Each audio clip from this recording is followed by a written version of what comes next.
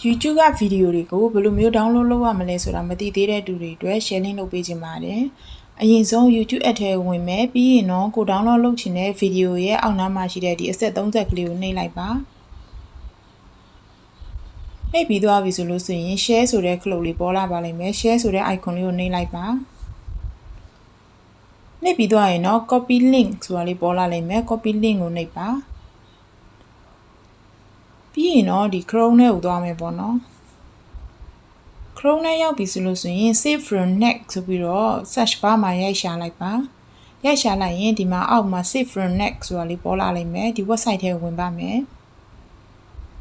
ဝင်ပြီးသွားရင်ဒီအစိမ်းရောင်ပါလေးထဲမှာစောနာကဝီတို့ copy ကူးယူလာတဲ့ link လေးကိုထည့်ပါမယ်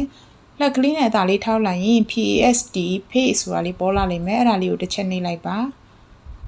နှိပ်ပြီးသွားရင်ခဏစောင့်ပြီးရင်အောက်နားမှာဗီဒီယိုလေးပေါ်လာပါလိမ့်မယ်ဒီမှာ MP4 လိုချင်တာလား MP3 လိုချင်တာလားကိုယ်စိတ်ကြိုက်ရွေးပြီးသွားရင် download ဆိုတာလေးကိုနှိပ်လိုက်ပါ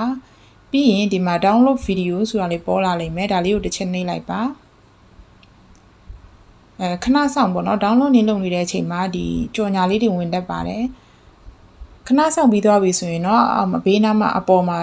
ပေါ်လာလိမ့်မယ် open ဆိုတဲ့ခလုတ်လေးပေါ်လာလိမ့်မယ်ဒါလေးပေါ်လာပြီဆိုလို့ဆိုရင်ကိုယ့်ရဲ့ဗီဒီယိုကဖုန်းထဲမှာတင်ပြီးသားဖြစ်သွားပါပြီအားလုံးစီပေးကြပါစေ